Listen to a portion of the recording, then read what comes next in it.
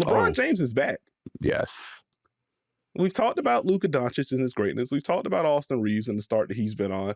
And now you add into the fold for the first time this year, made a season debut on Tuesday night, LeBron James. So this is our first window into these three together for this particular season. It's going to be interesting to see just how he settled in, what it's going to look like scheme-wise, what the touch distribution was going to be like, etc.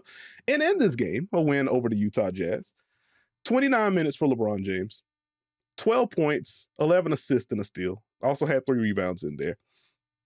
And so, Steve, I want to toss this to you first, a little bit of a role reversal. What stood out to you in this LeBron debut? There's no role reversal about the what stood out question, but I think this is more, it's good to have LeBron James back playing basketball. It was just kind of an odd sensation to start the season without LeBron James. I guess that's preparing us for the future, but we'll deal with that when we get there. The impact for the Lakers is, again, you just add. And I think it's fun to see kind of a reverse for Los Angeles. I feel like most years it's been like, all right, we're going to try and do things differently. We're going to try and do this offensively, defensively. Doesn't quite work. Hey, LeBron, can you help us out? Oh, no, LeBron, this is a long season. Are you okay? Instead, we've gotten this start from Luka Doncic, who's been on fire all season. We've gotten this type of growth from Austin Reaves. We've gotten production from DeAndre Ayton. And JJ Redick has been preaching habits this entire time. So now LeBron can come into the fold and have a night where he shoots single-digit field goal attempts against Utah Jazz and have a night where he's occasionally sprinkling in going turbo in transition or looking to keep it moving in the half court. And so that is where it's like, okay, LeBron can still do the LeBron things. That's going to help elevate us as opposed to LeBron doing the LeBron things being the base. So that was probably the biggest thing for me. And watching him just kind of get into the flow, the patterns the Lakers can get to where, okay, we have Luka, Reaves, and LeBron out there. We can go just Luka. We can go LeBron and Reaves. That's fantastic. I think it should be a boost for DeAndre Ayton just to have another person he can play pick and roll with. But I think the ways that they use LeBron, especially in the half court, he's still going to attack matchups. He's still going to poke at players. And so, unfortunately, the Utah Jazz are the debut team, so Keontae George, it's going to be me and you. And I think the interesting part was it wasn't just pick and roll to get LeBron to switch or use LeBron as a screener. It was getting him some cross screens into the post so he can get a catch and make the defense think about it. Where do you want to send help from? You want help from middle? You want help from the baseline? You help from the baseline, DeAndre Ayton's at the dunker spot. I did the thing. And you have optionality as far as you put Luka Doncic one pass away or Austin Reaves one pass away, right from LeBron. You put the other guy in the corner, which is technically 3 passes away. Then you put maybe the non-shooter 2 passes away. So it cut, it slice. So if you want to show help from the middle, we counted that way. Random times where, LeBron swings to Luka, Austin Reaves comes from the corner, sets a back pick for him. Now you have LeBron against Keontae George in the middle of the paint. Hey, we like that, and we didn't necessarily have to take 15 seconds to set up that post up. So that kind of flow stuff is what popped to me at first. What about you, Nekias? I like it. I mean, one, I want to bounce off of your general point that it is cool to still have LeBron playing NBA basketball and doing so at a high level. And so I appreciate the fact that we get to just witness greatness this late into his career. I'd also say, just on a broader note, for a guy to make his season debut, the record is the record for the Utah Jazz, but in terms of how they want to play and where they want to space their guys and the movie they can get into, like, that is a tough debut, especially when you are LeBron James coming off of back injury, back pain, etc. It's just a lot of movement to kind of slice through. So having this performance in the midst of that, I do think it's also impressive. I wanted to hang first on how quickly LeBron was moving the ball. Ended up with 73 touches in this basketball game, but it didn't feel like he was attempting to impose his will all that often. And I don't even say that in a negative sense. It was very clear, to your point, you've been cooking Luka, you've been cooking Austin Reaves, you've been cooking DeAndre Ayton. I'm just here to add to the party. Don't mind me. I can rub it up if you need me to, but I am here to enhance what y'all are already doing versus I need the LeBron package. And so to that end, 73 touches, he only brought the ball up across half court 14 times in this game. And you're normally looking at like more than double that as LeBron initiates actions. And that's including like some of the transition stuff for him. So only 14 through a full game. It's kind of eye-popping, especially when you compare it to other games from previous seasons. I'm not going to bore you with those numbers, but yeah, just this is kind of a rare thing. Also on that, passed on 82% of his touches. Not always assist opportunities, but again, flows into, I want to keep the ball moving. Let's keep things popping in the half court.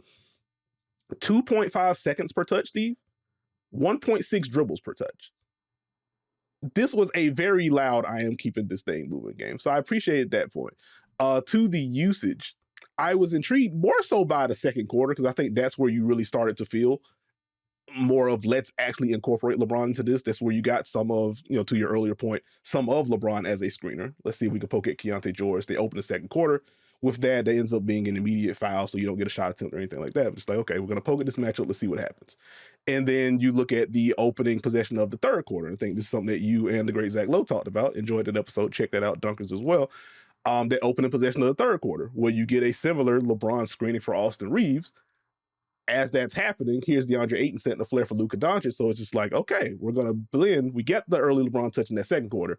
Now let's do the same thing and add something else on top of that. And so like you kind of see them building off of these kind of touches for him. In addition to, we still just have Austin, we still have Luka. At any given time, they can kind of poke at things. Well, I think that's why, to me, I'm intrigued by what they try and do when those three are on the court together. I think the Luka package is the Luka package. You can always rev LeBron up in different ways.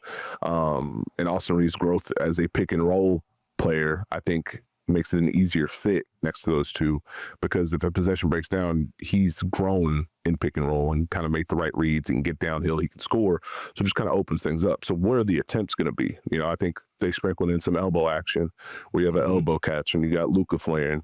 And okay, we got some movement off this. Can we go side to side, like you mentioned, that first play of the second half, where the defense has to feel both of them? This is still an odd sight where the Lakers have Luka Doncic in a pick and roll, and the defense is, we're helping. Big is there because I can't leave Luka. Defense has to help them, and it's a kick to LeBron James on the perimeter. And it's like, that's not, LeBron James isn't supposed to be attacking closeouts. Like, that's not usually how that works. It's still jarring to my mind. So it's like they can really push different things and do different things. I want to see how they build it out, because it's going to be important. And to your point, great numbers on LeBron and the touches and keeping it moving. That's going to be important as more teams lean into switching against the Lakers, which I anticipate they will. I mean, it's one of those things where we can talk about Reeves cross screening. LeBron and Luka have to be a little bit more side to side as far as one does one thing or one's an entry passer for the other. Because if you set a screen, if they screen for each other, it's just going to be a switch. And so that's just a personal, I would like this matchup more than like we're going to get two on the ball there. Yeah. So how do they kind of navigate that, and how do they find openings when those things happen? No, I'm glad you brought up the entry point bit, because one of the plays that I had in my notes, I want to say it was in the second quarter when you did end up having those three together, is LeBron entering the ball into Luka in the post on the left side of the floor and seeing the amount of help that Luka is still seeing. They had Austin Reeves in the opposite corner, as you mentioned, some of the spacing things that the Lakers can get into to kind of strain your defense. It's LeBron entry to Luka.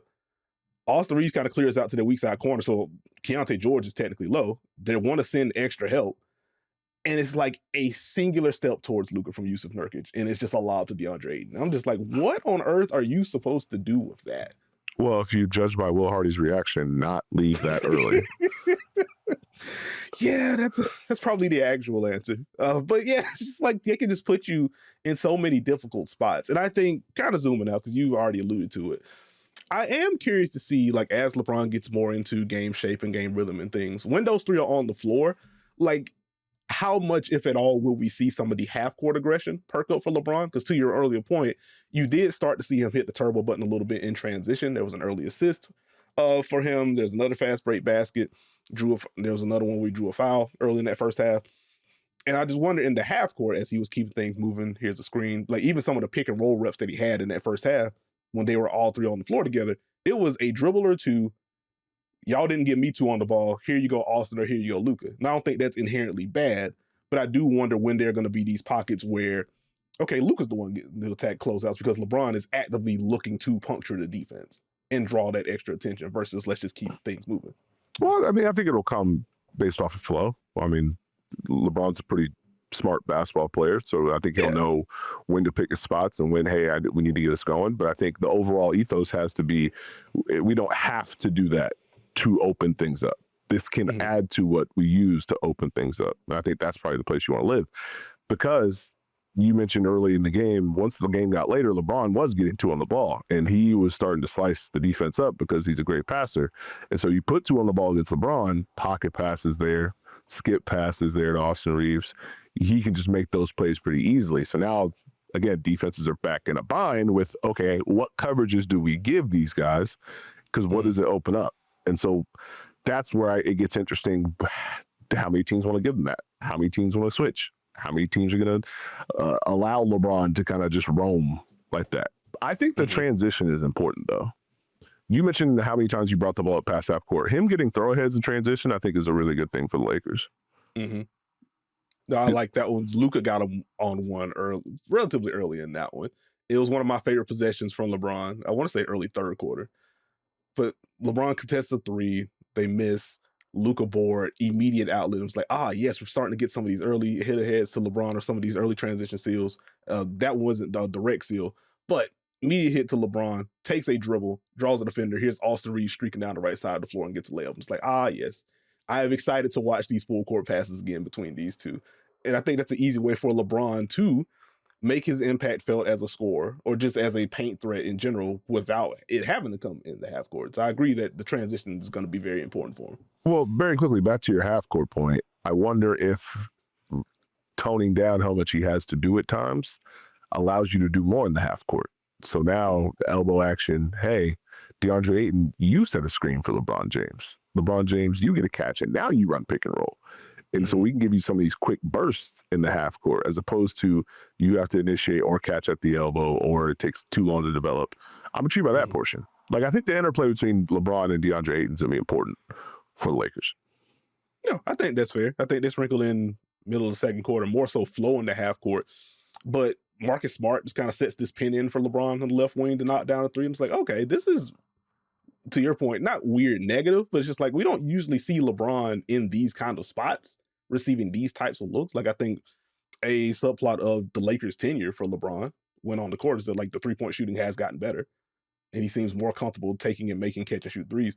If you're actually getting some random flares, random pin ins and things like that for him because you can just lean on Austin Reaves or Luka Doncic as initiators, that's another flavor of LeBron that defenses have to deal with. And as you mentioned, you botch that at all, this can just be a drive, and from there he can make any pass in the book. So I'm intrigued by some of the stuff, or a lot of the stuff, honestly, that we saw from LeBron offensively. Just going to be tracking like how much of this, in terms of the actual diet, remains consistent versus what gets ramped up, what gets ramped down. Well, I'm glad you mentioned Marcus Smart because I really enjoyed the lineup where it was Marcus Smart, Luka, Austin Reaves, LeBron, and DeAndre Ayton. I think that's because Marcus Smart can guard a whole bunch of people. Him and Lauri Markkanen were going back and forth as far as Marcus Smart trying to deny in front and Lauri Markkanen saying, hey, can you not do that? And so I am really intrigued to see how the lineups balance out and how much that helps the Lakers lineup versatility from the standpoint of, okay, we have the pieces rolling to the earlier point. So Rui Hachimura's having a heck of a year. We have our starting lineup. If it goes a certain way, Luka can continue on. Then we can come back with LeBron and Austin Reaves. And then, guys have been playing well, like Jake LaRavia, Gabe Vincent. They can mix in with that group. And now we can kind of interplay. And depending on who has it going, we can start the fourth with this. Like, it's just feels better for the Lakers in that sense that there's more things they can get to as opposed to, I hope this works. Yeah. I think is a very obvious and immediate bonus, or luxury rather, that the Lakers can just have two of LeBron, Austin Reaves, Luka on the floor at all times. And so even to your point, just kind of tracking, okay, when exactly are these subs happening? Like Luka's normally been, I play the full first, play the full third, kind of come into the second halves of the second and the fourth, etc. Like the fact that you can now fill those minutes with two of those high-level guys now, with Reaves and LeBron, versus Reaves plus, okay, what do you have for us, Jake LaRavia, who has been playing well, but like it's just a different level of defensive attention that you can draw. I think that's going to be a lot of fun. Go ahead. No, let's get to your thoughts, pal. Let's get to the truth. The truth? Let's get to how you felt about this LeBron James debut, because we talked about one side of the basketball. How did you feel about the overall game, Nekias, Duncan? I would give the overall grade a positive one. I think it was overall a good game for LeBron, overall a good debut. Now, if there are things for me to pick at with this LeBron performance, with the obvious caveat that this is his first game of the season. No caveats for you. No caveats. Give me your true opinion. I'm giving you the true opinion. I want to make sure that No display caveat. want to make sure we have the right context and things. But I will say the defense did stress me out early in that game. And I think the broader picture for this Lakers group is going to be, and I think we've talked about this before, either on the pod or in one of our watch parties, is just how much is LeBron going to help this defense at full force? I think ultimately he is going to make it better because of what he can do on the back line, et cetera, but he does have to do it. And so as far as the debut goes, he was caught flat-footed quite a bit, particularly in that first quarter, to where he has Steve Mikhailiuk, gets caught, there's a three, he loses Keontae George on a three above the break. There was another possession late in the first quarter, I want to say like a minute or so to go, where Lauri Markkanen is starting around like the left block area. I think LeBron is expecting a switch on kind of screening action that's happening ahead of time. Doesn't happen. LeBron lags behind. It's like, oh snap, well, I guess I got to get Lauri. Gets up to Lauri. There's, I think, a handoff in the right corner. Switch that. LeBron then sticks with the corner. I think it's Bryce Sensabaugh or someone. Lauri Markkanen gets a wide open three out of that. And it's like, ooh, you can't really afford to have these kind of breakdowns, especially if the Lakers are going to continue to be this switch heavy group. You kind of have to be locked in on that front. And so like those kind of plays stood out. And I think beyond that, I didn't love like some of the effort on the defensive glass in terms of either high pointing the ball or finding bodies to box out. That got better as the game went on. It was like really good in the second half. So I want to give him that. And so for me, my broader thing is if LeBron is going to be doing less of the heavy lifting offensively, the theory goes you should have more energy to do more of the little things on the other end and ultimately be able to ramp things up overall defensively. And I still think he will, but like the debut, he had some moments where it's like, ooh, it cannot be this LeBron. So breaking news, LeBron James, who has played the most seasons in NBA history, year 23, is 40, turns 41 next month, recently coming off sciatica, didn't look A+ on defense on day one. Is that what you're telling me? This may shock you, but yes, there were some defensive possessions where it could have been better. Nekias, I hope your back stays intact as you age. Listen, so far so good. But again, like in all seriousness, was I expecting LeBron to look like an all-defense candidate in literal game one, especially with the context you laid out? No, I didn't. Which is why I still land on this was a good performance. It's more so, okay, this is what it was in game one. What is it going to look like in game 5? What's it going to look like in game 15, et cetera? It's just kind of building the base out. Like, I don't think it's always going to look like the first quarter of the Utah game. Well, I mean, I think, one, Utah is a very unique offensive team as far as the movement that they possess. And he's playing, I don't have the exact number in front of me, but at least 5 to 6 people who were born after he debuted at some point. I'm just going to guess that's correct. Oh, the graphic, I think, was 82 NBA players have been born since his debut. It's insane. At least a handful were in that game. So, I mean, it happens. I think the thing for me is you have to see how much he helps them with their weak side defense and the rotations that he makes and the activity he has stunning out of the corner, his ability to scram switch people out of matchups. Those are the things that are going to help the Lakers defense. And those are things that LeBron James, when LeBron James can play free safety in Rome, it doesn't matter how old he is. He's still one of the best defenders in the game, in my opinion. When he's locked in, he just knows exactly what's going to happen. So how much can they get him to that? How much can they live with overall their defensive package to where they feel comfortable with different coverages and they feel comfortable with different lineups? That to me is key. No, I think that's fair. And I would say to that end, again, first quarter was shaky. Like the effort overall, just in terms of what he was doing with his matchup, what he was doing off the ball, some of the rebounding stuff, like all of that got better for second quarter onward. So it probably just was, I need to ramp up. I just got to get back used to this. So like, I think it's going to be fine overall. I want to say that. And even to that end, to your point about when he does really lock in, et cetera, one of the things that popped for me wasn't even anything that logged in the box score. I want to say early second quarter, where he notices some kind of cut happening. And he's hugged up in the right corner. And then he jumps it. You just see like the 0 to 80, maybe not 0 to 100 like it used to, but 0 to 80 flies in, gets the deflection, almost gets the steal, ball trickles out of bounds. He's like, I almost had that one. I'm just like, yep, that's still in there. And like, again, you don't expect him to tap into literally that 100% of the time because nobody does. But the fact that that is still in there is an encouraging sign. And so just kind of building out the per possession consistency is something I'm going to be tracking moving forward. I think he can really help on that front. So it's not just going to be we switch literally everything, here's the shell, etc.